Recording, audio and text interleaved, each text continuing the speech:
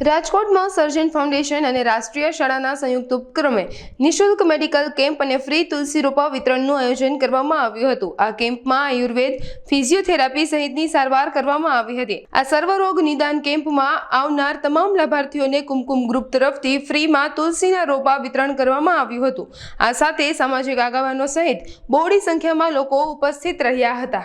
સુરેશભાઈ પરમાર, સર્જન foundation ટ્રસ્ટના પ્રમુખ તરીકે અને અહીંયા આજ રોજ તારીખ 13 ને રવિવારના રોજ સવારે 9 થી 1 વાગ્યા સુધી રાષ્ટ્રીય શાળાના મધ્યસ્થ હોલમાં તુલસી વિતરણ સાથોસાથ આયુર્વેદિક કેમ્પ, ફિઝિયોથેરાપિસ્ટ અને બે હોસ્પિટલની આધુનિક ડૉક્ટરો સાથેની સારવાર સાથે નિદાન કેમ્પનું આયોજન કરેલ છે, જેમાં અમારું ટ્રસ્ટ માનવ સેવા એ જ સાચી સેવાના ધ્યેયને વરેલ છે।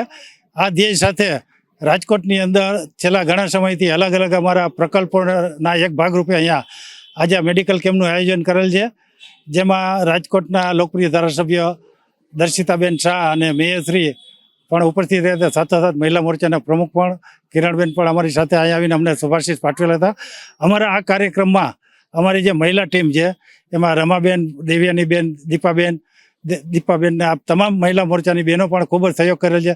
આવડો મોટો કાર્યક્રમ ત્યારે જ શક્ય બને કે ટ્રસ્ટ અને એના ટ્રસ્ટીઓ અને મેમ્બરો એક જૂથ સાથે એક મતે કામ કરે, જેને લઈને આજે આવડો મોટો અમે કાર્યક્રમ પાર નિર્વિઘ્ને પડ્યા। તેમાં પણ રાજકોટના સંતો મહંતો અમને આજે આશીર્વાદ દેવા પધાર્યા, એ બદલ પણ અમે એમનો આભાર માનીએ છીએ। સાથોસાથ રાજકોટની ન્યૂઝ ચેનલ, અબ તક, મીડિયા ટીમ, અલગ અલગ ઘણી બધી ટીમોએ અને પ્રિન્ટ મીડિયાએ પણ અમને જે રાજકોટના લોકો સુધી અમારી વાત પહોંચાડવા જે કાંઈ અમને સહયોગ આપેલ છે, એ તમામ પ્રિન્ટ મીડિયા, ઇલેક્ટ્રોનિક મીડિયા અને સોશિયલ મીડિયા દ્વારા જે કાર્યકર્તાઓએ પણ અમારી વાતને ફોલો કર્યો, એ બધાનો પણ આ તકે અમે ખૂબ ખૂબ હૃદયપૂર્વક આભાર માનીએ છીએ। આજે લગભગ 350થી વધારે દર્દીઓ તો ન કહી શકાય, પણ આ એક સારવાર અને નિદાન કેમ્પનો લાભ લીધેલો છે, જેની અંદર અમારા ટ્રસ્ટના લગભગ 40થી વધારે બહેનો, યુવા મોરચા અને યુવા પાંખના કાર્યકર્તાઓ, ટ્રસ્ટીઓ, બધા જ લોકોએ તન મન ધનથી